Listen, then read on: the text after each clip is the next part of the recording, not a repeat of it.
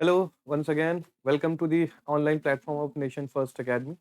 As you know, we are continuing with the polity series. We have completed chapter 1, chapter 2. Now we have moved on to chapter 3, Salient Features of Indian Constitution. Last lecture में हमने पहले के दो features cover up कर लिए थे। पहला कि इंडियन कॉन्स्टिट्यूशन लेंथीएस्ट कॉन्स्टिट्यूशन है, लेंथीएस्ट रिटन कॉन्स्टिट्यूशन, लिखा हुआ कॉन्स्टिट्यूशन है।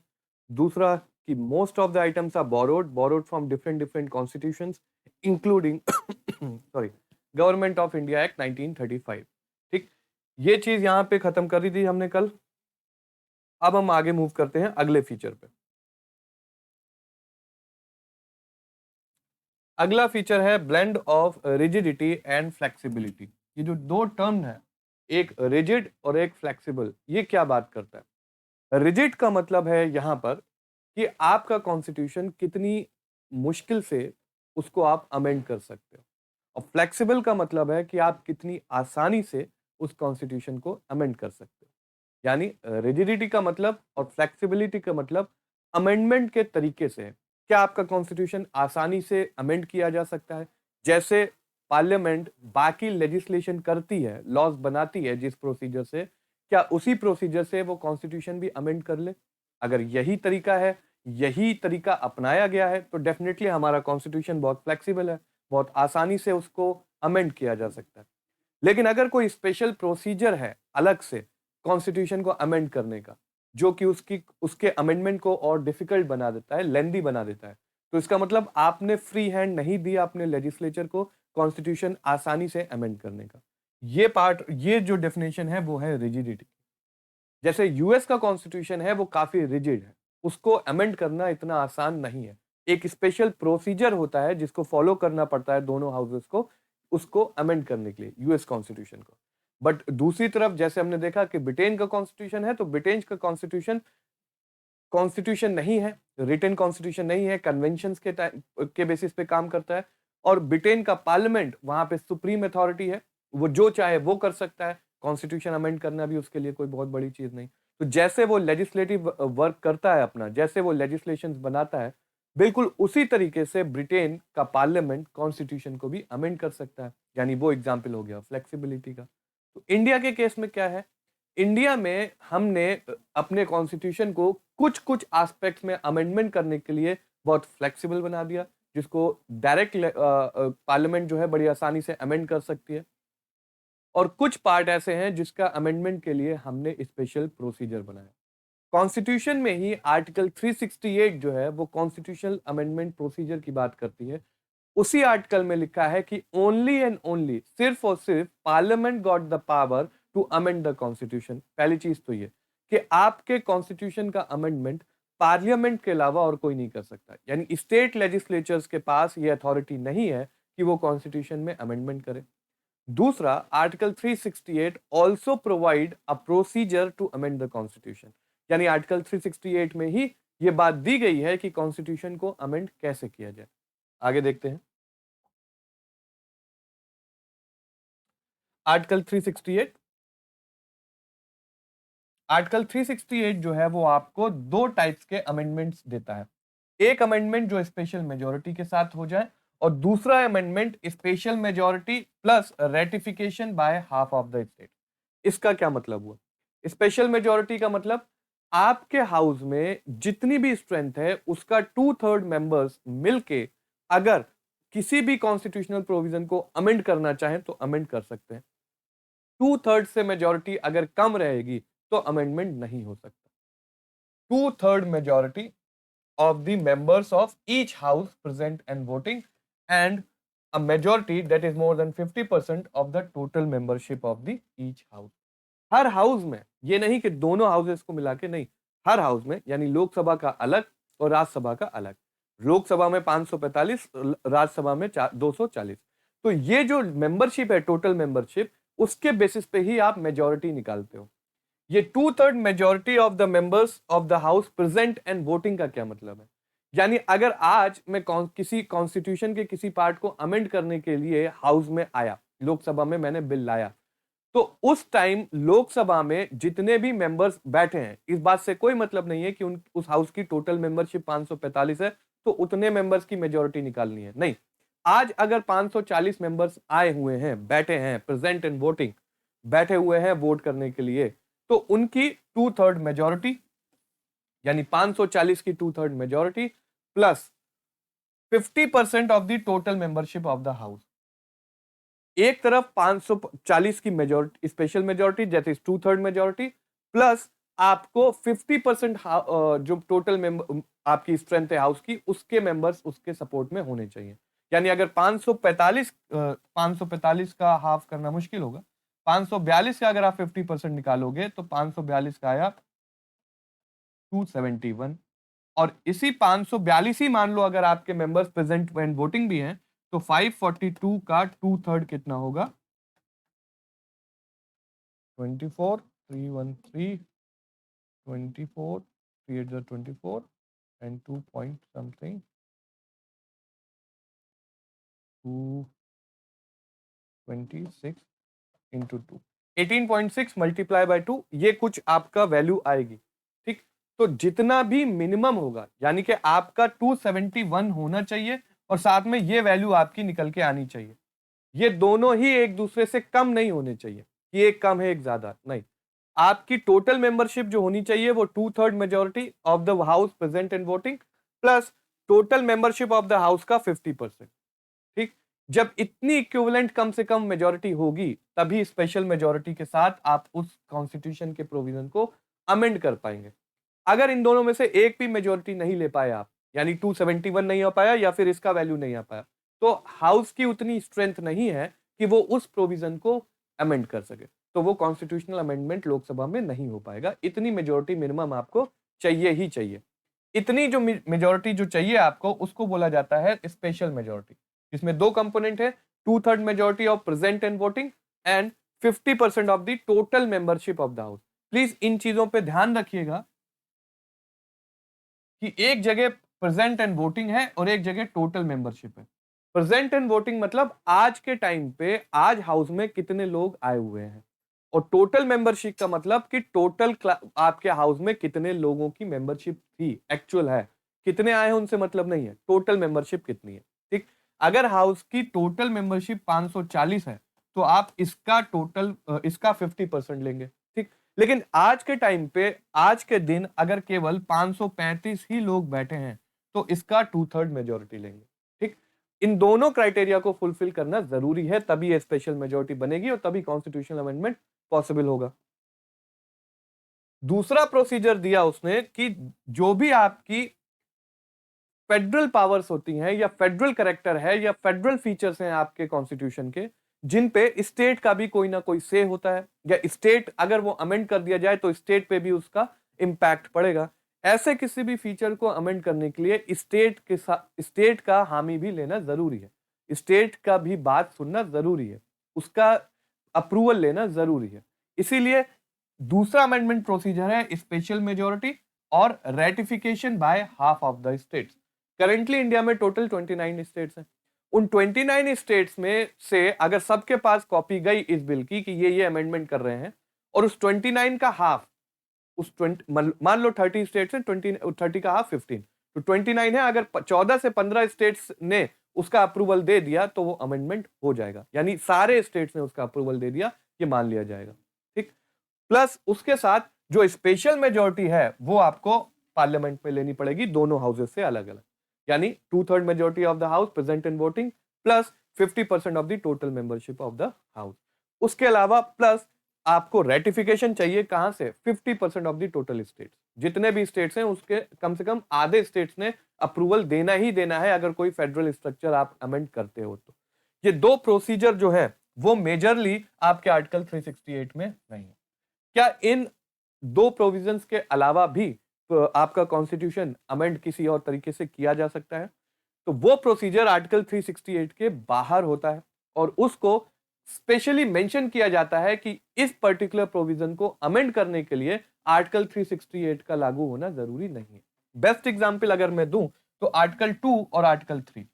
आर्टिकल 2 और आर्टिकल 3 किसी भी स्टेट की टेरिटोरियल बाउंड्रीज को बढ़ाने, घटाने, उसको नाम चेंज करने, दो स्टेट्स को मर्ज करने, एक स्टेट को तोड़ने, उनसे रिलेशन की बात करती है। किसी पर्टिकुलर टेरिटरी को इंडियन टेरिटरी में इंक्लूड करना और पर्टिकुलर स्टेट बना देना, किसी पर्टिकुलर टेरिटरी जो कि ऑलरेडी इंडिया के अंदर है लेकिन कोई स्टेट नहीं है उसको स्टेट बना देना, ये सारा काम आर्टिकल 2 और आर्टिकल 3 के अंदर होता है। ठीक, और ये दोनों ही आर्टिकल्स आर्टिकल 368 के बाहर हो जाते हैं। ठीक, और इस केस में जो मेजोरिटी चाहिए आपको हाउस में वो केवल सिंपल मेजोरिटी चाहिए, उसको बोलते हैं सिंपल मेजोरिटी। ये जो सिंपल मेजोरिटी का कंपोनेंट है वो आर्टिकल 368 में नहीं मेंशन है। आर्टिकल 368 में केवल ये दो कंपोनेंट्स ही मेंशन है, लेकिन कुछ आपका पार्ट ऐसा है कॉन्स्टिट्यूशन का जो बिल्कुल रेगुलर लेजिस्लेटिव प्रोसेस के तरह ही अमेंड किया जा सकता है। ठीक, उसके लिए आपको सिंपल मेजोरिटी चाहिए। सिंपल मेजोरिटी क्या है? सिंपल मेजोरिटी है 2/3 majority of the members of the each house present and voting. बस, आपके हाउस में आज कितने मेंबर्स हैं, आज के टाइम कितने मेंबर्स आज प्रेजेंट हैं हाउस में, उनका 2/3 मेजोरिटी ही सिंपल मेजोरिटी कहलाता है। जैसे ही इसी 2/3 मेजोरिटी में प्लस कर देंगे आप 50% of the total membership of the house, वो स्पेशल मेजोरिटी बन जाती है। ठीक, तीसरा कंपोनेंट आता है कि इसी स्पेशल मेजोरिटी से जब आप जोड़ देते हो ratification by half of the state. ठीक, तो ये तीन तरीके के अमेंडमेंट्स हैं जिससे कॉन्स्टिट्यूशन अमेंड किया जाता है, सिंपल मेजोरिटी से, स्पेशल मेजोरिटी से and special majority plus ratification by the 50% of the house. Article 368 जो कि कॉन्स्टिट्यूशनल अमेंडमेंट प्रोसीजर देता है और पार्लियामेंट को पावर देता है कॉन्स्टिट्यूशन अमेंड करने की, वो केवल दो ही प्रोसीजर की बात करता है। एक प्रोसीजर है स्पेशल मेजोरिटी का और दूसरा प्रोसीजर है special majority plus ratification by half of the total states. ठीक, some provisions of the constitution can be amended by simple majority, वही बात मैं आपको बोल रहा था। और जो भी ऐसा अमेंडमेंट होता है वो आर्टिकल 368 के अंदर नहीं आता। इसीलिए आर्टिकल जो भी अमेंडमेंट ऐसा होता है उसके लिए प्रोविजन वहां पे लिखा जाता है, doesn't come under the article 368। Article 2 और 3 के अंदर जितने भी अमेंडमेंट्स होते हैं, जितना भी नया स्टेट बनता है या नया स्टेट किसी स्टेट का नाम चेंज होता है, उसमें कहीं से भी आर्टिकल 368 का मेंशन नहीं किया जाता। ठीक है, तो ये है ब्लेंड यानी मिक्सचर ऑफ रिजिडिटी और फ्लेक्सिबिलिटी, यानी कुछ कंपोनेंट आपके कॉन्स्टिट्यूशन का बहुत आसानी से अमेंड हो जाएगा, कुछ कंपोनेंट आपके कॉन्स्टिट्यूशन का थोड़ा सा अलग एक सेपरेट स्पेशल प्रोसीजर फॉलो करता है अमेंडमेंट के लिए। ठीक, इसी को बोलते हैं कि रिजिडिटी और फ्लेक्सिबिलिटी दोनों साथ में है। ठीक, आगे बढ़ते हैं। फेडरल सिस्टम विद यूनिटरी बायस, इसका क्या मतलब हुआ पहले ये समझ लेते हैं। पहले जैसे हमने बताया कि फेडरल सिस्टम का मतलब होता है कि पावर जो है वो हायरार्की में दो जगह डिवाइडेड है, एक जगह यूनियन होगा और उसके नीचे स्टेट्स होंगे। ठीक, लेकिन क्या हमारे यहाँ जो यूनियन पावर है और जो स्टेट गवर्नमेंट की पावर है वो दोनों एक दूसरे के बराबर है? क्या जितनी पावर यूनियन के पास है उतनी ही पावर स्टेट गवर्नमेंट के भी पास है? तो ये बिल्कुल गलत बात है। हमारे यहाँ यूनियन ने थोड़ी बहुत पावर स्टेट गवर्नमेंट को दी या एडमिनिस्ट्रेटिव पावर स्टेट्स को काफी दी, लेकिन जैसे ही बात फाइनेंसेस की आती है तो यूनियन की पावर बढ़ जाती है। जैसे ही बात इंटरनेशनल रिलेशंस की आती है, फॉरेन अफेयर्स की आती है, तो यूनियन की पावर बढ़ जाती है। इसीलिए हम इसको बोलते हैं कि फेडरल सिस्टम तो है लेकिन यूनिटरी बायस है, यानी यूनियन की तरफ थोड़ा सा उसका ज्यादा झुकाव है। ठीक, जब आप शेड्यूल 7 की बात करते हो, शेड्यूल 7 में आपको distribution of power between centre and states बताता है, जिसमें आपको यूनियन लिस्ट, स्टेट लिस्ट और कॉन्करेंट लिस्ट की बात बताई जाती है। यूनियन लिस्ट, स्टेट लिस्ट और कॉन्करेंट लिस्ट। यूनियन लिस्ट में वो सब्जेक्ट्स हैं जिसपे केवल यूनियन गवर्नमेंट लॉ बनाएगी, स्टेट लिस्ट में वो सब्जेक्ट्स हैं जिसमें केवल स्टेट गवर्नमेंट लॉ बनाएगी, कॉन्करेंट लिस्ट में वो सब्जेक्ट्स हैं जिसमें दोनों यूनियन और स्टेट गवर्नमेंट लॉ बना सकते हैं, लेकिन अगर इनके बीच में कोई क्लैश हुआ तो फिर यूनियन लॉ ही प्रिवेल करेगा, स्टेट लॉ प्रिवेल नहीं करेगा। बट इसके साथ साथ एक कंपोनेंट है रेसिड्यूअरी पावर का। रेसिड्यूअरी पावर, रेसिड्यूअरी पावर वो पावर है जो कि इन किसी भी लिस्ट में मेंशन नहीं है। तो ऐसा कोई आइटम जिसपे जो कि यूनियन, स्टेट या कॉन्करेंट लिस्ट में नहीं है और उस पे लॉ बनाने की बात आई तो वो पूरी की पूरी अथॉरिटी यूनियन गवर्नमेंट को दी जाती है। और देखें और किस तरीके से बायस्ड है हम यूनियन की तरफ। कॉन्स्टिट्यूशनल अमेंडमेंट की जितनी भी पावर होती हैं वो केवल पार्लियामेंट की है, यूनियन गवर्नमेंट। ठीक, फंडामेंटल राइट्स पे जितने भी कानून बनते हैं वो यूनियन गवर्नमेंट ही बना सकता है। ठीक, फाइनेंसेस भले ही स्टेट में हो लेकिन उनको वापस यूनियन में भेजा जाता है, ठीक, और उसके बाद यूनियन डिसाइड करता है कि किसको किसको क्या दिया, कितना कितना पोर्शन उसको इनकम में दिया जाए, जो फाइनेंस कमीशन डिसाइड करता है। तो अगेन फाइनेंसेस की जहां पे बात आती है तो हर स्टेट गवर्नमेंट यूनियन गवर्नमेंट के सामने सबऑर्डिनेशन में आ जाता है। तो कहीं ना कहीं अगर हम देखें तो यस, यूनिटरी बायस्ड या यूनियन पावर ज्यादा दी गई है स्टेट गवर्नमेंट की या स्टेट पावर के कंपैरिजन में। इसी को हम बोलते हैं फेडरल सिस्टम विद यूनिटरी बायस। हम फेडरल भी है और हम यूनिटरी भी कभी कभी हो जाते हैं। बेस्ट एग्जांपल है इमरजेंसी पावर।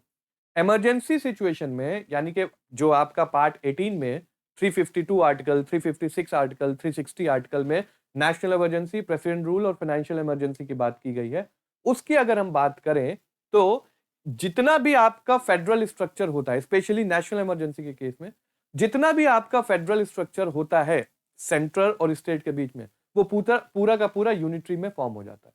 यानी स्टेट गवर्नमेंट उस टाइम कोई इंपॉर्टेंट रोल प्ले नहीं करती, वो भी बिना किसी कॉन्स्टिट्यूशनल अमेंडमेंट के। हमने देखा कि हमारा जो ये क्या नाम इमरजेंसी पावर है वो हमने कहां से लिया, 1935 से।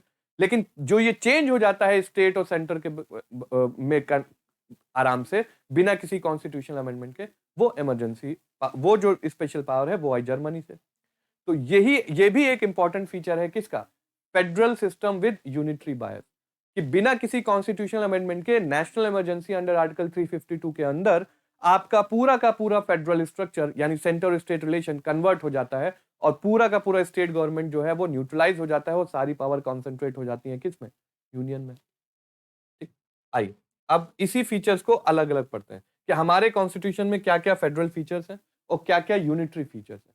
जब भी हम यूनिटरी की बात करते हैं तो यूनिटरी का मतलब होता है कि ज्यादा पावर एक ही पावर कॉन्सेंट्रेट की गई किसमें, सेंटर में, दो पावर नहीं है।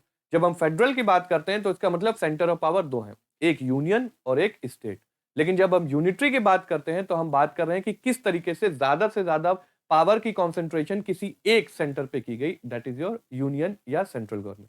ठीक, पहले पढ़ते हैं हमारे फेडरल फीचर्स। फेडरल फीचर का सबसे इंपॉर्टेंट कंपोनेंट आपके बिल्कुल सामने ही रहता है कि दो गवर्नमेंट है, एक सेंटर पे एक स्टेट पे, सबको पता है। ठीक, हम भी देखते हैं कि हाँ भाई, एक सरकार यूनियन में काम कर रही है और एक सरकार स्टेट लेवल पे काम कर रही है, ये फेडरल फीचर है। यूनिटरी फीचर क्या है, यूनिटरी फीचर यह है कि यूनियन ज्यादा स्ट्रांग है स्टेट से, स्टेट अपने आप को यूनियन से अलग नहीं कर सकता, स्टेट फाइनेंसेस के लिए यूनियन पे डिपेंडेंट है। तो हर तरीके से एक स्ट्रांग सेंटर होना ये एक यूनिटरी फीचर है। ठीक, दूसरा division of power at the two level, 7 schedule में जैसे हमने देखा कि यूनियन के लिए यूनियन पावर यूनियन लिस्ट है, स्टेट के लिए स्टेट लिस्ट है। लेकिन यूनिटरी फीचर क्या है कि ये सारे के सारे जो फीचर्स हैं या कंपोनेंट्स हैं फेडरल के, वो एक ही कॉन्स्टिट्यूशन में लिखे हैं, that is your single constitution. India का एक ही कॉन्स्टिट्यूशन है। ठीक, जब गवर्नमेंट दो जगह है तो दो दो कॉन्स्टिट्यूशन क्यों नहीं, जैसे यूएस में है कि एक फेडरल कॉन्स्टिट्यूशन होता है उनका और दूसरा स्टेट कॉन्स्टिट्यूशन होता है। लेकिन हमारे यहाँ सिंगल कॉन्स्टिट्यूशन है, एक ही कॉन्स्टिट्यूशन है जो पावर यूनियन को भी देता है और सेंटर स्टेट्स को भी देता है, बट यूनियन को ज्यादा देता है, स्टेट्स को कम देता है।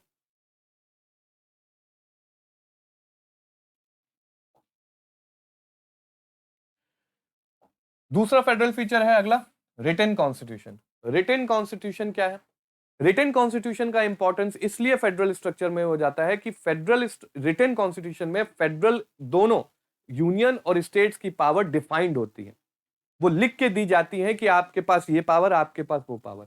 तो किसी भी तरीके से यूनियन जो है वो स्टेट की पावर असर्प नहीं कर सकता, उसको हथिया नहीं सकता।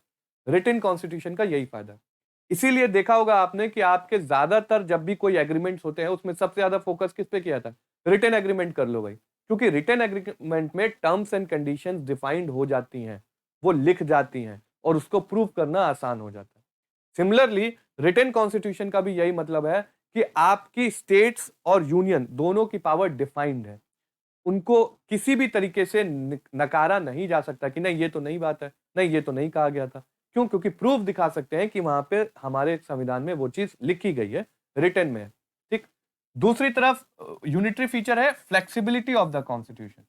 एक तरफ तो ये कहा आपने कि एक ही कॉन्स्टिट्यूशन बनाया, उसमें यूनियन को भी पावर दी, स्टेट को भी पावर दी। ठीक, यही चीज अभी इतनी देर से पढ़ रहे हैं। ठीक, लेकिन दूसरी तरफ आपने उस कॉन्स्टिट्यूशन को इतनी आसानी से अमेंड करने का भी तरीका बता दिया कि अब स्टेट्स के पास वो पावर जो दी गई है वो और कम लगने लगी। अगर आपको कॉन्स्टिट्यूशन में दोनों पावर्स दी गई थी, स्टेट के लिए भी, यूनियन के लिए भी, तो कम से कम कॉन्स्टिट्यूशन को अमेंड करने का तरीका तो स्ट्रांग बनाते, मुश्किल बनाते। तो स्टेट अपने राइट्स रिजर्व रखते कि हाँ चलो हमें भी कुछ कहने को मिल जाएगा, हाँ चलो कि थोड़ा टाइम मिल जाएगा, एक स्पेशल प्रोसीजर है तो मुश्किल से अमेंड करेंगे, हमारी बात भी सुनी जाएगी। बट आपने फ्लेक्सिबिलिटी इतनी ज्यादा दे दी कॉन्स्टिट्यूशन को कि वो आसानी से अमेंड हो जाता है। वही चीज जो मैं आपको पहले बता रहा था आर्टिकल 2 और आर्टिकल 3 कि भाई कभी भी किसी स्टेट को बनाना, उसका नाम चेंज करना, सारा ये सारी प्रेफरेंसेस स्टेट गवर्नमेंट के हाथ में क्यों नहीं? और जो अगर पार्लियामेंट के हाथ में है तो वो भी आपने आर्टिकल 362 68 के बाहर रखा है, सिंपल मेजोरिटी से अमेंड कर दिया। उसी को बोल रहा है फ्लेक्सिबिलिटी ऑफ द कॉन्स्टिट्यूशन। अगला है supremacy of the constitution. Again ये एक फेडरल फीचर है कि अगर मैंने बोला कि किसी डॉक्यूमेंट में मेरे साथ आपकी पावर शेयर की गई, उस डॉक्यूमेंट पे लिख दिया गया, और दूसरी तरफ ये मैं ये भी बोल दूं कि ऐसा है कल को मैं वो डॉक्यूमेंट फाड़ के फेंक भी सकता हूं, तो उस डॉक्यूमेंट का कोई इंपॉर्टेंस, कोई सुपरमेसी नहीं। कॉन्स्टिट्यूशन में ये है कि कॉन्स्टिट्यूशन ने फेडरल पावर्स और स्टेट पावर अलग अलग कर दी, और साथ में कॉन्स्टिट्यूशन ने यह भी बोल दिया कि now I am the supreme authority, मेरे ऊपर कुछ नहीं। तो कॉन्स्टिट्यूशन में अगर कोई चीज लिख गई तो वो सुप्रीम हो गई, उसके बाद कोई चीज हो सकती है, पहले नहीं। ठीक, कॉन्स्टिट्यूशन से ऊपर कुछ भी नहीं हो सकता। तो ये एक तरीके की सिक्योरिटी दे दी स्टेट्स को कि आप टेंशन ना लो, कॉन्स्टिट्यूशन में आपकी पावर्स लिख दी गई हैं, कॉन्स्टिट्यूशन में कॉन्स्टिट्यूशन अमेंड करने का तरीका दे दिया गया है, और उस कॉन्स्टिट्यूशन को सुप्रीम बना दिया है। यानी कोई भी और लॉ, कोई भी और अथॉरिटी उसके ऊपर नहीं है जो कल को उसके एग्जिस्टेंस को या उसके प्रेजेंस को या उसके कंटेंट को चैलेंज कर दे। ठीक, ये हो गया आपका यूनिटरी फीचर, लेकिन सॉरी फेडरल फीचर। लेकिन उसी तरफ एक और फेडरल यूनिटरी फीचर आया कि भाई जुडिशरी जो है वो आपकी इंटीग्रेटेड है। Integrated judiciary and independent judiciary, ये दो अलग अलग फीचर होते हैं। यहां पे सुपरमेसी ऑफ द कॉन्स्टिट्यूशन का पार्ट था, यहां पे इंटीग्रेटेड जुडिशरी का। मतलब एक तरफ इंडिपेंडेंट जुडिशरी की जब आप बात करते हो तो ये चीज साफ साफ आती है कि भाई इंडिपेंडेंट जुडिशरी है, यानी कि अगर कल को सेंटर और स्टेट के बीच में कोई डिस्प्यूट हुआ और वो जुडिशरी के पास गया, तो जुडिशरी बिल्कुल इंडिपेंडेंट है, किसी से भी जुड़ी नहीं है, तो वो किसी का फेवर नहीं करेगी। मतलब वो यूनियन की बात भी सुनेगी और स्टेट की बात सुनेगी, और जैसी भी सिचुएशन होगी उसके हिसाब से जैसे भी एविडेंसेस आएंगे, जैसा भी रिपोर्ट्स आएंगी, उनके बेसिस पे वो डिसीजन देगा। ठीक, बट इंटीग्रेटेड जुडिशरी यानी आपने जो जुडिशरी दी है वो इंटीग्रेटेड है। इंटीग्रेटेड मतलब एक दूसरे से बंधी हुई। जैसे सबसे नीचे सेशन और डिस्ट्रिक्ट कोर्ट्स हैं जो हाई कोर्ट से जुड़े हुए हैं, हाई कोर्ट्स हैं वो सुप्रीम कोर्ट से जुड़े हुए हैं। तो वो एक इंटीग्रेटेड जुडिशरी है, एक चेन है, कमांड है। ठीक, तो ऐसे कमांड में अगर यूनियन के लिए सुप्रीम कोर्ट है, स्टेट के लिए अगर आपका हाई कोर्ट है, तो हाई कोर्ट को फिर सुप्रीम कोर्ट से क्यों जोड़ा? हाई कोर्ट को स्टेट गवर्नमेंट से जोड़ना चाहिए था ताकि वो स्टेट गवर्नमेंट की बात सुने। इसको बोलते हैं इंटीग्रेटेड जुडिशरी। ये यूनिटरी फीचर है क्योंकि हाई कोर्ट और सुप्रीम कोर्ट के जजेस का अपॉइंटमेंट पार्लियामेंट करता है, जो कि यूनियन गवर्नमेंट के अंदर काम करती है। तो यही एक बेसिक चैलेंज हो जाता है फेडरल स्ट्रक्चर का कि इंडिपेंडेंट जुडिशरी देके आपने बात तो कर दी कि हम इंडिपेंडेंट जुडिशरी दे रहे हैं फेडरल स्ट्रक्चर को प्रोटेक्ट करने के लिए, लेकिन जब जुडिशरी के अंदर जाके देखा जाए तो वहां पे उसकी इंडिपेंडेंस के नाम पे सारी पावर पार्लियामेंट को दी है। वो एक इंटीग्रेटेड स्ट्रक्चर में काम करता है, तो वो स्टेट गवर्नमेंट की कैसे मदद करेगा, कैसे हेल्प करेगा। ठीक, अगला रिजिडिटी ऑफ द कॉन्स्टिट्यूशन, ये एक फेडरल फीचर है, हमने पहले ही पढ़ा कि कॉन्स्टिट्यूशन को अमेंड करने के लिए एक स्पेशल प्रोसीजर है आर्टिकल 368 में। ठीक, पर दूसरी तरफ सॉरी ये दूसरी तरफ अगर आप यूनिटरी फीचर में जाओगे तो जितने भी स्टेट्स हैं उनमें जो गवर्नर अपॉइंट होता है वो एग्जीक्यूटिव सेंट्रल एग्जीक्यूटिव करता है, यानी यूनियन गवर्नमेंट करती है। और कॉन्स्टिट्यूशन में साफ साफ लिखा है कि governor is the agent of the central government. तो उस केस में स्टेट की ऑटोनॉमी या स्टेट की पूरी एग्जीक्यूटिव पावर अगर गवर्नर के हाथ में है, गवर्नर के नाम से है, और गवर्नर सेंट्रल का एजेंट है, तो स्टेट की अपनी पावर यहाँ पे कर्टेल हो जाती है, बंद जाती है, क्योंकि सारा काम गवर्नर किसके हिसाब से कर रहा है? सेंट्रल गवर्नमेंट में। तो स्टेट काउंसिल ऑफ मिनिस्टर्स कैसे फंक्शन करेंगे? ये चीजें वैसे तो आपको बहुत आसान लगती हैं, बहुत सिंपल दिखाई देती, लेकिन जब सेंट्रल गवर्नमेंट पे कोई और गवर्नमेंट हो और स्टेट लेवल पे कोई और गवर्नमेंट हो, तब जो क्लैश होता है वो बहुत दिक्कत करता है। हमारी जो कॉन्स्टिट्यूशनल हिस्ट्री है 1951 से आज तक में, उसमें आप जब गवर्नर का रोल देखें और आर्टिकल 356 का इम्पोजिशन देखें, 356 आपका बात करता है प्रेसिडेंट रूल के बारे में, ठीक। तो उस केस में आपको पता चलेगा कि ये जो गवर्नर का ऑफिस है, ये as a agent of centre state की ऑटोनॉमी को कैसे बहुत ज्यादा कर्टेल करता है, कैसे एक क्वेश्चन मार्क है उसकी ऑटोनॉमी पे, क्योंकि ये गवर्नर हर जगह स्टेट का, सेंट्रल का एजेंट की तरह काम करता है। और जैसे ही सेंट्रल की बात अगर वो स्टेट गवर्नमेंट नहीं मान रही है, क्लैश कर रही है, तो गवर्नर प्रेसिडेंट रूल लगा देता है। तो इसीलिए ये एक यूनिटरी फीचर है और फेडरल स्ट्रक्चर के लिए एक चैलेंज है, ठीक। जैसा अभी हमने बात किया इंटीग्रेटेड जुडिशरी, इंडिपेंडेंट जुडिशरी, ये प्लीज ध्यान रखिएगा, आपके एग्जाम में क्वेश्चन आता है कि भाई इंडिपेंडेंट जुडिशरी कैसा फीचर है, रिजिड, फ्लेक्सिबल। तो आपको ये ध्यान में रखना है कि रिजिड फैक्टर्स कौन से हैं, फ्लेक्सिबल फैक्टर्स कौन से हैं। इंटीग्रेटेड जुडिशरी यूनिटरी फैक्टर्स में आते हैं और इंडिपेंडेंट जुडिशरी आपका फेडरल फीचर है। फेडरल फीचर कैसे है, इंडिपेंडेंट है, किसी पर्टिकुलर गवर्नमेंट के साथ नहीं खड़ा है, ना यूनियन ना स्टेट पे, बिल्कुल अलग है। लेकिन इंटीग्रेटेड है तो वो यूनिटरी है, क्योंकि वो पूरा हायरार्की है और उसमें जितने भी जजेस के अपॉइंटमेंट्स होते हैं वो यूनियन गवर्नमेंट करती है, पार्लियामेंट करती है, ठीक। आगे एक और यूनिटरी फीचर है all India services. All India services वो सर्विसेज हैं जो ऑल इंडिया लेवल पे काम करती हैं। उनका अपॉइंटमेंट यूपीएससी सेंट्रल गवर्नमेंट करता है और सेंट्रल गवर्नमेंट के ही द्वारा रिक्रूट किए जाते हैं, लेकिन उनका जितना भी कंडीशन ऑफ सर्विसेज है वो पूरा स्टेट गवर्नमेंट देखती है। उनका सस्पेंशन, ट्रांसफर वगैरह सब स्टेट गवर्नमेंट देती है। बेस्ट एग्जाम्पल है ऑल इंडिया सर्विसेज के आईएएस, आईपीएस, ये आपके यहाँ बिल्कुल रेगुलर वे में आपको दिखाई देते हैं। Superintendent of police, DM, district magistrate, ये आईएएस और आईपीएस जो है वो ऑल इंडिया सर्विसेज के पार्ट होते हैं। इनका अपॉइंटमेंट सेंट्रल गवर्नमेंट करती है, इसीलिए स्टेट गवर्नमेंट इनको हटा नहीं सकती। लेकिन इनका जितना भी कंडीशन ऑफ सर्विस है वो पूरा का पूरा स्टेट गवर्नमेंट में आता है।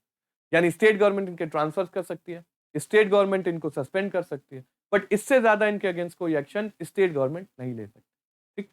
तो ऑल इंडिया सर्विसेज जो है वो डेफिनेटली सेंट्रल के एम्प्लॉयज हैं, सेंट्रल ने अपॉइंट किया, और उसको अगर स्टेट लेवल पे भेज दो तो क्या वो स्टेट गवर्नमेंट से डरेगी, स्पेशली तब जब वो सारी condition of service state government के पास नहीं है। उनको अगर सस्पेंड करने के अलावा कोई और एक्शन लिया जाए तो कोई डिसिप्लिनरी एक्शन नहीं लिया जा सकता। तो इस तरीके से ऑल इंडिया सर्विसेज भी स्टेट की ऑटोनॉमी पे एक कर्टेलमेंट है, क्वेश्चन मार्क, ठीक। बाइकैमरल, बाइकैमरल लेजिस्लेचर एक फेडरल स्ट्रक्चर का पार्ट है। जब हम लोकसभा और राज्यसभा पढ़ते हैं तो राज्यसभा का जो टर्म है राज्यसभा, यानी राज्यों की सभा, यानी काउंसिल ऑफ स्टेट्स बोलते हैं उसको, और उसके जो मेंबर्स होते हैं वो भी लेजिस्लेटिव असेंबली जो स्टेट्स की होती है उनके मेंबर्स के द्वारा ही इलेक्ट किए जाते हैं। तो राज्यसभा जो है वो पूरी तरीके से रिप्रेजेंटेटिव्स हो जाते हैं किनके, स्टेट्स के, ठीक। तो बाइकैमरल जहां पे भी लेजिस्लेचर होता है वहां पे एक्चुअली वो फेडरल फीचर शो कर रहा होता है कि एक हाउस जहां पे डायरेक्टली इलेक्टेड रिप्रेजेंटेटिव बैठते हैं और एक हाउस जहां पे स्टेट के रिप्रेजेंटेटिव बैठते हैं, ठीक। यूनिटरी फीचर में है हमारा इमरजेंसी प्रोविजन। अगेन जो मैंने अभी आपको बताया कि इमरजेंसी के टाइम हमारा पूरा का पूरा फेडरल स्ट्रक्चर यूनिटरी में चेंज हो जाता है, सारी की सारी पावर सेंट्रल गवर्नमेंट के हाथ में चली जाती है, और ये एक यूनिक फीचर है, ये कहीं से देखने को नहीं मिलता। तो इसीलिए उसको यूनिटरी फीचर में डालते हैं, क्योंकि अगेन स्टेट गवर्नमेंट की पावर को कर्टेल करता है, रोकता है, ठीक। ये आपके हो गए रिजिडिटी और फ्लेक्सिबिलिटी। अगला क्या है, the term federation has been nowhere used in the constitution. Article 1 जो है वो इंडिया को यूनियन ऑफ स्टेट्स बोलता है। आर्टिकल 1 जो है वो इंडिया को फेडरेशन ऑफ स्टेट्स नहीं बोलता, यूनियन ऑफ स्टेट, स्टेट्स का यूनियन है। इस जो टर्म है यूनियन, इसका दो इंप्लीकेशंस आता है, दो मीनिंग निकाली जाती है। क्या है, पहला, Indian federation is not the result of agreement by the states. पहली चीज, यानी कोई भी स्टेट के साथ किसी तरीके का कोई एग्रीमेंट करके हमने ये यूनियन नहीं बनाया, हमने ये फेडरेशन नहीं तैयार किया, हमने ये पूरा कॉम्बो पैक नहीं तैयार किया। किसी भी स्टेट के साथ हमारे लिए, हमने किसी भी स्टेट के साथ कोई एग्रीमेंट नहीं किया। जैसे यूएस में हर स्टेट के साथ फेडरल का एग्रीमेंट होता है, हर के साथ, हर 51 स्टेट्स हैं, सबका सबका यू फेडरल के साथ एक एग्रीमेंट, एग्रीमेंट साइंड है, ठीक, लीगल एग्रीमेंट। लेकिन हमारे यहां ऐसा कुछ भी नहीं, ठीक। दूसरा, no state has the right to secede from the federation. किसी भी स्टेट को इंडिया में यह अधिकार नहीं है कि वो यूनियन से अलग हो जाए, वो इस पूरे कॉम्बो पैक से अपने आप को अलग कर ले। यह अधिकार किसी भी स्टेट के पास नहीं है। हमने देखा आर्टिकल 2 एंड 3 में कि अगर कोई स्टेट है तो उस स्टेट की बाउंड्री चेंज करना, नाम चेंज करना, उस स्टेट को तोड़ना, उस स्टेट को मोल्ड करना, वो सारी पावर पार्लियामेंट में है। स्टेट लेजिस्लेचर के पास ये अथॉरिटी नहीं होती कि वो अपने आप को खुद से अपने स्टेट के लिए कुछ इनिशिएटिव्स ले ले, उसकी टेरिटोरियल बाउंड्री चेंज करने के टर्म्स में, उसका नाम चेंज करने के टर्म में, उसकी टेरिटोरियल बाउंड्रीज बढ़ाने के टर्म में, या अपने साथ किसी स्टेट को जोड़ने के, वो ऐसा कुछ भी नहीं कर सकता। ठीक, तो दो इंप्लीकेशंस है। पहला, स्टेट्स का कोई भी एग्रीमेंट नहीं हुआ यूनियन के साथ हमारे यहां। ठीक, और दूसरा, किसी भी तरीके से स्टेट जो है वो फेडरेशन से अलग नहीं हो सकता। ठीक, अगर आप यूएस का फेडरेशन देखें तो यूएस में सारे स्टेट्स ने मिलकर आपस में एक एग्रीमेंट किया कि ऐसा है, हम सब आपस में छोटी छोटी टेरिटरी हैं, हम आपस में एक एग्रीमेंट करते हैं और अपने ऊपर एक फेडरल स्ट्रक्चर तैयार कर लेते हैं, एक फेडरल गवर्नमेंट यूनियन गवर्नमेंट बैठाते हैं, वो हमारे ऊपर होगी, हम उसको कुछ पावर दे देंगे। ठीक, लेकिन इंडिया में ये अलग है। इंडिया में यूनियन गवर्नमेंट बनी और उसने स्टेट के साथ धीरे धीरे डिस्कशन शुरू किया और उसको यूनियन में लाना शुरू किया। तो एक्चुअली हमारे यहाँ जो सेंट्रल गवर्नमेंट है उसने डोर बांध रखी है इन स्टेट्स पर और उनको आपस में खींच रहा है और सबको करीब लाया हुआ। यूएस में एक्चुअली सारे स्टेट्स ने आपस में मिलकर एक एग्रीमेंट किया और उसकी डोर पकड़ा दी फेडरल को, और उन्होंने ही कुछ पावर्स फेडरल को दी। इसीलिए वहां पे स्टेट्स को ज्यादा पावर है देन दी सेंट्रल गवर्नमेंट और फेडरल गवर्नमेंट, जो कि इंडिया में बिल्कुल अपोजिट है, क्योंकि इंडिया में कोई भी स्टेट एग्जिस्टेंस नहीं था जब आपका फेडरल बना। यूनियन जब बना तब वो चाहता था कि हम सारे स्टेट्स को मिला के एक यूनियन एक कंट्री बनाए, एक देश बनाए, और उसके लिए हमें इन सारे स्टेट्स को जोड़ के रखना है। इसीलिए हमने स्टेट्स की ऑटोनॉमी नहीं रखी, हमने स्टेट्स को यूनियन के अधीन रख दिया। दूसरी चीज, 1947 से पहले ही हमने पार्टीशन का रिजल्ट देख लिया था, पार्टीशन झेल चुके थे।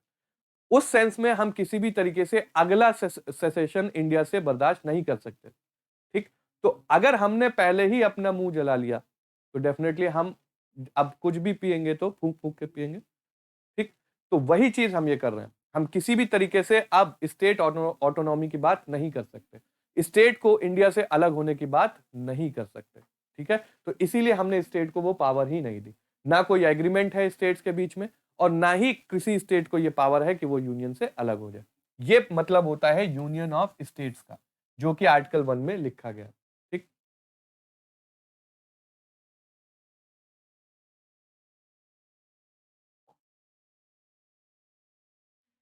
इन पूरा जो फीचर हमने पढ़ा, जितने भी फीचर्स पढ़े, ठीक, उन सब के बेसिस पे ही अलग अलग थिंकर्स ने, पॉलिटिकल थिंकर्स हैं, उन्होंने इंडियन कॉन्स्टिट्यूशन को अलग अलग डेफिनेशन दी, अलग अलग टैगलाइन दी।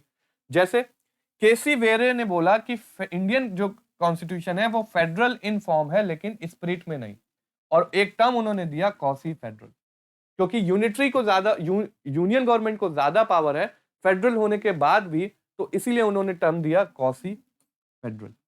यानी पूरी तरीके से फेडरल नहीं है, सारे फेडरलिज्म के फीचर्स नहीं है, क्योंकि जब भी फेडरलिज्म की बात आती है तो फेडरलिज्म की जो मोस्ट इंपॉर्टेंट एग्जांपल्स होते हैं यूएसए, उसको ही देखा जाता है और उसी से ही हम फीचर्स कंपेयर करते हैं कि अगर वो चीज फेडरल फीचर यूएस में है तो हमारे यहाँ है कि नहीं, अगर नहीं है तो हाँ कहीं कुछ लैक हो रहा है। ठीक है, तो इसीलिए जब हमारे यहाँ वो पूरे प्रॉपर फेडरल फीचर नहीं थे तो हमको टर्म मिला कॉसी फेडरल। आपके एग्जाम में यही क्वेश्चन आएगा कि भैया ये कॉसी फेडरल टर्म किस पॉलिटिकल थिंकर ने दिया था। हर टेक्स्ट बुक जो आप पढ़ते हो पॉलिटी की, कोई भी टेक्स्ट, एनसीईआरटी बुक पढ़ोगे या कोई कंपटीशन के लिए बुक पढ़ोगे, आपको ये वर्ड और उसके सामने ये पॉलिटिकल थिंकर इसीलिए दिया जाता है कि वो आपको पता चल जाए कि किसने इंडियन कॉन्स्टिट्यूशन को ये कहा। ठीक, और वही चीज एग्जाम में डायरेक्टली पूछी जाती है। अगला, मॉरिस जोन्स एक और पॉलिटिकल थिंकर है, उन्होंने बोला it is bargaining federalism. Bargaining federalism यानी स्टेट्स जो हैं वो भीख मांग रहे हैं और यूनियन उनको चिल्लर बांट रहा है, बार्गेन कर रहे हैं हर चीज के लिए वहां पे स्टेट्स, तो उसको नाम दिया बार्गेनिंग फेडरलिज्म। ग्रैनविल ऑस्टिन एक और पॉलिटिकल थिंकर है, इन्होंने कोऑपरेटिव फेडरलिज्म बात की। इन्होंने बोला कि जो इंडियन फेडरलिज्म है वो कोऑपरेटिव है, यानी हर कोई एक दूसरे का ख्याल रख रहा है। ठीक, यूनियन और स्टेट दोनों आपस में मिल के काम करते हैं इंडिया में, भले ही पावर डिस्ट्रीब्यूशन अलग है फेडरल स्ट्रक्चर से या जो यूएस में उससे, लेकिन फिर भी जो इंडियन कॉन्स्टिट्यूशन काम कर रहा है जिसमें फेडरल फीचर है, भले ही यूनियन के पास ज्यादा पावर है, लेकिन जब भी कोई ऐसी सिचुएशन आती है जहां पे डिमांड होती है कि स्टेट और यूनियन मिलकर काम करें, तो वो करते हैं। एग्जाम्पल देता हूं, आज तक जितने भी स्टेट्स बने हैं, जितने भी उनकी टेरिटोरियल बाउंड्रीज डिफाइंड हुई हैं, जितना भी उस स्टेट का नाम चेंज हुआ है, वो सब का सब उस स्टेट के रहने वाले लोगों की डिमांड पे ही हुआ है। तो आप ये कैसे कह सकते हो कि देखिए यूनियन अपनी मनमानी कर रहा है, स्टेट की नहीं सुन रहा। जो पहला स्टेट बना था लैंग्वेज के नाम पे, डिमांड थी किसकी? तेलुगु पीपल की। आंध्र प्रदेश पहला स्टेट था। मोस्ट रिसेंटली आपका जो तेलंगाना स्टेट है वो बना, क्यों बना? क्योंकि तेलंगाना मूवमेंट बहुत पहले से चल रहा था। उनकी डिमांड थी कि सारा का सारा जो बेनिफिट्स है वो कोस्टल एरिया में चला जा रहा है, हमको नहीं मिल रहा, हम बैकवर्ड है, तो we need a separate state. और टीआरएस उसी डिमांड को लेके आगे बढ़ रही थी और यूनियन ने उसको अप्रूव किया। तो डिमांड जब नीचे से उठी, स्टेट ने वही यूनियन ने उन्हीं डिमांड को खाली सर्व किया। जैसे पौंडीचेरी का नाम पुदुचेरी कर दिया गया। यूनियन पार्लियामेंट नहीं किया, लेकिन डिमांड नीचे से ही आई। तो किसी भी तरीके से अगर आप देखो, तो यूनियन ने किसी भी तरीके से अपनी कोई पावर इंपोज नहीं करी, थोपी नहीं है स्टेट्स के ऊपर। पहले स्टेट्स ने डिमांड करी और उन्हीं डिमांड को पूरा किया या सर्व किया सेंट्रल गवर्नमेंट में। और इसीलिए गवर्नर ऑस्टिन ने नाम दिया कोऑपरेटिव फेडरलिज्म। ठीक, कि दोनों आपस में कोऑपरेटिव रिलेशनशिप रखते हैं, आपस में कोऑपरेट करके काम करते हैं। ठीक, आइवर जेनिंग्स एक और पॉलिटिकल थिंकर थे। इन्होंने बोला federation with a centralising tendency. वही कॉसी फेडरलिज्म या यूनिटरी बायस वाला फेडरल स्ट्रक्चर, वो सारी चीजें वही है, वही ये भी बोलते हैं। आपको बस ये टर्म याद रखना है कि केसी वेयर ने बोला कॉसी फेडरल, मॉरिस जोन्स ने बोला बार्गेनिंग फेडरलिज्म, ग्रैनविल ऑस्टिन ने बोला कोऑपरेटिव फेडरलिज्म, आइवर जेनिंग्स ने बोला federation with a centralising tendency. यही नाम आपके लिए इंपॉर्टेंट होते हैं जो आपके एग्जाम्स में पूछे जाते हैं। ठीक है,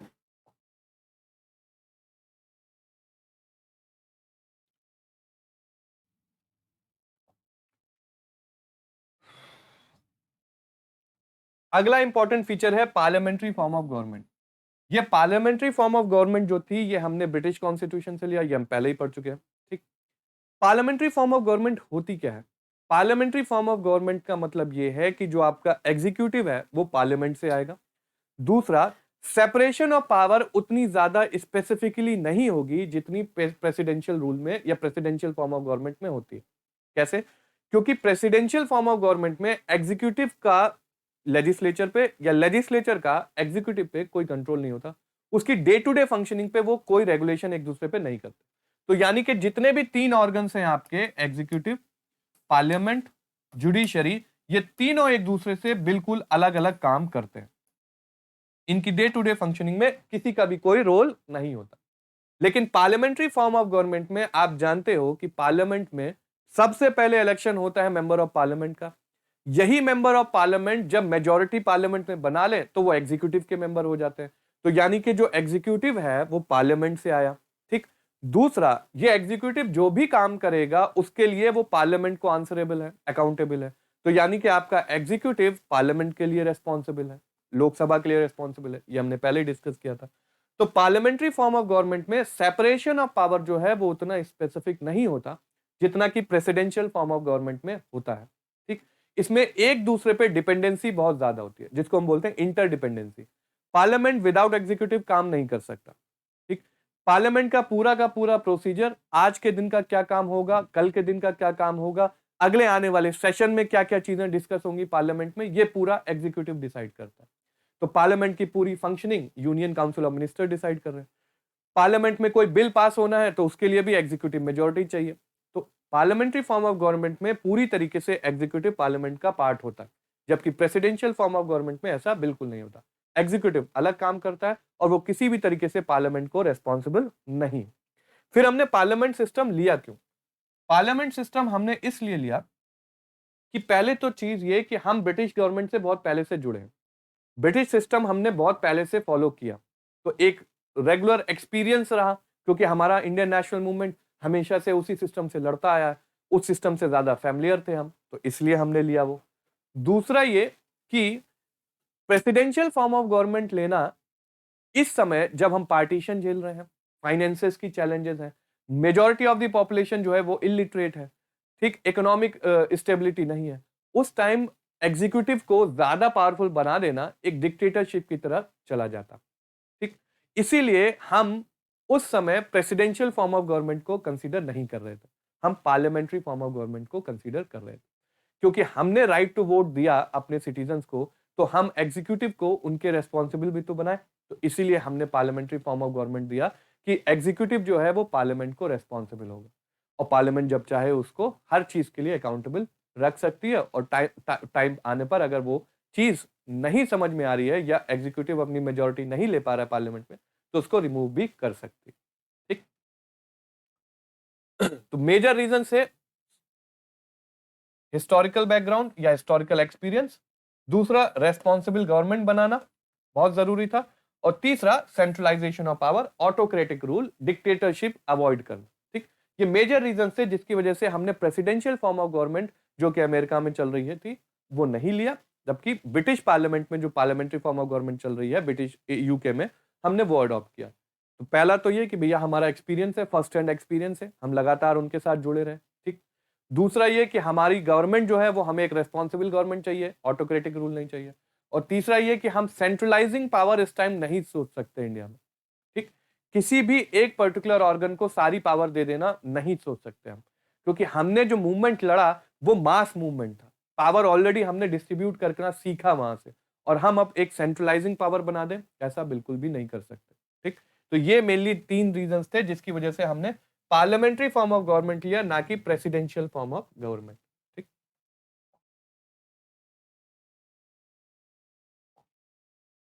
देखिए यहां पे साफ साफ स्टेटमेंट आया कि पार्लियामेंट्री फॉर्म ऑफ गवर्नमेंट जो है वो कोऑपरेशन और कोऑर्डिनेशन का नाम है, किसके बीच में? एग्जीक्यूटिव के बीच में और लेजिस्लेशन के बीच, लेजिस्लेचर के बीच में। क्योंकि प्रेसिडेंशियल फॉर्म ऑफ गवर्नमेंट में ऐसा बिल्कुल नहीं होता, एग्जीक्यूटिव अलग काम करता है और पार्लियामेंट अलग काम करता है। पार्लियामेंट का काम है लॉ बनाना, और एग्जीक्यूटिव उसको इंप्लीमेंट करेगा, ये बिल्कुल अलग अलग चीजें हैं। ठीक, लेकिन हमारे यहाँ एक्चुअली जो लेजिस्लेशन बनता है वो पास पार्लियामेंट ही करे, लेकिन उसको इंट्रोड्यूस कराने का काम एग्जीक्यूटिव का है, उसको पास कराने का काम एग्जीक्यूटिव का है, उसको ड्रॉप करने का काम भी एग्जीक्यूटिव का है। तो कहीं ना कहीं लेजिस्लेटिव फंक्शनिंग जो इंडिया की होती है वो एग्जीक्यूटिव से डिपेंडेंट है। ठीक, पार्लियामेंट्री सिस्टम को Westminster model of government भी बोलते हैं, रेस्पॉन्सिबल गवर्नमेंट भी बोलते हैं, और कैबिनेट मिनिस्टर भी या कैबिनेट गवर्नमेंट भी बोलते हैं। Cabinet form of government, Westminster model, responsible government, ये अलग अलग नाम है, लेकिन ये नाम एक ही चीज के हैं, that is your parliamentary form of government. ठीक, major parliamentary form of government के फीचर्स देख लीजिए, जो इंडिया में काम कर रही है उसका फीचर क्या क्या है। ये फीचर्स आपको कभी पूछे नहीं जाएंगे, बट आपकी नॉलेज के लिए है खाली। फीचर्स क्या है? पहला, presence of nominal and real executive. Parliamentary form of government का सबसे इंपॉर्टेंट चीज होता है कि एक हेड ऑफ द स्टेट अलग होगा, एक हेड ऑफ द गवर्नमेंट अलग होगा। यूके से, जहां से हमने पार्लियामेंट्री फॉर्म ऑफ गवर्नमेंट लिया, वहां पे भी यही चलता है। आप जानते हो यूके के प्राइम मिनिस्टर है, prime minister head of the council of minister है, वो prime minister actually council of minister के साथ साथ गवर्नमेंट के भी हेड है। ठीक, लेकिन नॉमिनल हेड क्या होंगे या कॉन्स्टिट्यूशनल हेड वहां पे कौन है? वो कॉन्स्टिट्यूशनल हेड वहां पे क्वीन या किंग होते हैं। ठीक, मोनार्क जिसे बोलते हैं। हमारे यहाँ हमने मोनार्क नहीं लिया, किंगशिप नहीं ली, हमने रिपब्लिक कैरेक्टर अपनाया, तो हमने एक प्रेसिडेंट अपॉइंट किया। वो कॉन्स्टिट्यूशनल हेड है, हेड ऑफ द स्टेट है, उसका इलेक्शन होता है तभी वो पोस्ट लेता है, लेकिन वो एक नॉमिनल हेड है। मेजर या एक्चुअल एग्जीक्यूटिव पावर जो होती है वो again prime minister, head council of minister headed by prime minister के पास ही होती है। ठीक, अगला feature, collective responsibility of the executive to the legislature. ये हमें भी पता है कि जितना भी आपका एग्जीक्यूटिव है वो रेस्पॉन्सिबल है to the Lok Sabha. Membership of the ministers in the legislatures, obviously आपके सारे मेंबर्स जितने भी एग्जीक्यूटिव के मेंबर्स हैं वो पार्लियामेंट के भी मेंबर होंगे। ठीक, leadership of the prime minister of the chief minister, ये हम भी जानते हैं कि जब एग्जीक्यूटिव पावर गवर्नमेंट की एक्चुअली चीफ मिनिस्टर या प्राइम मिनिस्टर की होती है तो डेफिनेटली लीडर भी वही होगा, तो लीडर ऑफ द हाउस भी उसी को बुलाते हैं। डिसोल्यूशन ऑफ द लोकसभा, क्योंकि लोकसभा में जो मेंबर्स अपॉइंट हुए हैं या इलेक्ट हुए हैं उनका एक टाइम पीरियड होता है 5 साल। 5 साल के बाद आपकी लोकसभा डिसॉल्व होगी, यानी उसके बाद और लोगों को अपॉर्चुनिटी मिलेगी कि वो लोकसभा के मेंबर बने। एक कंटिन्यूअस बॉडी नहीं है जिसमें एक बार जो अपॉइंट हो गया वो जब तक जिंदा है तब तक अपॉइंटेड रहे, और शायद मरने के टाइम पे वो अपने बेटे को नॉमिनेट कर दे, ऐसा नहीं है। 5 साल का टाइम है लोकसभा का या आपकी लेजिस्लेटिव असेंबली विधानसभा का, और 5 साल के बाद री इलेक्शन होता है। और जो भी चाहे उस इलेक्शन में खड़ा हो सकता है और इलेक्शन जीत कर वो मेंबर ऑफ पार्लियामेंट या मेंबर ऑफ लेजिस्लेटिव असेंबली बन सकता है। लेजिस्लेचर और एग्जीक्यूटिव के बीच में कोऑर्डिनेशन, वो इतनी देर से हम वही बात बता रहे थे। इंडियन पार्लियामेंट सुप्रीम नहीं है जैसे ब्रिटिश पार्लियामेंट है। इंडिया में एक तरफ हमने पार्लियामेंट्री सुप्रीमेसी उठाई क्योंकि सारा काम पार्लियामेंट ही करता है, लेकिन दूसरी तरफ हमने जो यूएस कॉन्स्टिट्यूशन का जुडिशियल रिव्यू पावर था वो भी ले लिया। ठीक, तो पार्लियामेंट अगर हमने सुप्रीम कर दी तो इसका मतलब सारी की सारी पावर पार्लियामेंट के हाथ में चली जाएगी। उस पावर को काउंटर करने के लिए हमने जुडिशियल रिव्यू का प्रोविजन यूएस से ले लिया।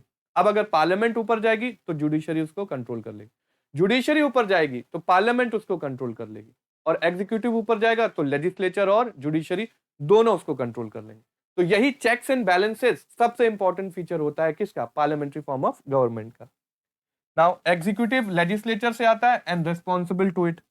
ये अभी हमने बात की कि एग्जीक्यूटिव पहले लेजिस्लेचर का मेंबर बनेगा, उसके बाद एग्जीक्यूटिव होगा, और जब तक काम करेगा वो पार्लियामेंट या लेजिस्लेचर को ही आंसरेबल रहेगा। ठीक। दूसरा, पार्लियामेंट्री कंट्रोल ओवर एग्जीक्यूटिव। हर तरीके से एग्जीक्यूटिव अगर पार्लियामेंट के को रेस्पॉन्सिबल है तो इसका मतलब एग्जीक्यूटिव की सारी फंक्शनिंग का कंट्रोल किसके हाथ में होना चाहिए? पार्लियामेंट के हाथ में होना चाहिए। वही चीज है। And it provides political homogeneity. Political homogeneity का मतलब यह है कि एक पॉलिटिकल कॉमन आइडियोलॉजी लेके आता है। जैसे अगर हमारे यहाँ कोलिशन गवर्नमेंट भी बनती है, कोलिशन गवर्नमेंट जब बनती है तो भले ही आप डिफरेंट डिफरेंट आइडियोलॉजीज या डिफरेंट डिफरेंट बैकग्राउंड से आते हो, लेकिन जब आप गवर्नमेंट में पार्टिसिपेट करते हो तो आपको एक कॉमन प्लेटफॉर्म पे आना पड़ता है, कॉमन थिंकिंग डेवलप करनी पड़ती है, कॉमन आइडियोलॉजी डेवलप करनी पड़ती है, कॉम्प्रोमाइज करना पड़ता है। वहां पे आप अपना अलग एक एजेंडा नहीं ले जा सकते। ये बेस्ट फीचर है आपके पार्लियामेंट्री फॉर्म ऑफ गवर्नमेंट का, और कोलिशन गवर्नमेंट उसका बेस्ट एग्जाम्पल है। ठीक। ओके। आज के लिए आपका जितना फीचर्स हमने अभी डिस्कस किया उसमें से कुछ डायरेक्ट क्वेश्चन आपके फ्लेक्सिबिलिटी और रिजिडिटी में से आने वाले हैं। ठीक। बाकी जो आपके पॉलिटिकल थिंकर्स ने इंडियन कॉन्स्टिट्यूशन या इंडियन डेमोक्रेसी को जो नाम दिए वो आपको याद रखने हैं, फैक्चुअल चीजें हैं। आज हम ये लेक्चर यहीं वाइंड अप करते हैं। अगले लेक्चर में हम अगला फीचर लेके आएंगे और इंटरेस्टिंग चीजें बात करेंगे और रिलेशन पार्लियामेंट, एग्जीक्यूटिव और जुडिशरी का डिस्कस करेंगे। तब तक के लिए आपका काम यही है कि अब तक आपने जितना पढ़ा प्लीज उसको रेगुलर रिवाइज करते रहिए। उसमें से छोटे छोटे नोट्स अगर आप चाहें तो बना सकते हैं, और वो चीज आपको याद करने में बहुत हेल्पफुल होगी एग्जाम टाइम पे, क्योंकि एग्जाम पे आपको जब रिवीजन करना होगा तो अपने हाथ से लिखे हुए जो आपके पॉइंट्स है वो आसानी से याद हो जाएंगे आप। ठीक है, तो आज के लिए इतना ही, यही वाइंड अप करते हैं। कल हम आपको अगले फीचर के साथ यहीं पे मिलेंगे। तब तक के लिए thank you, good day, take care.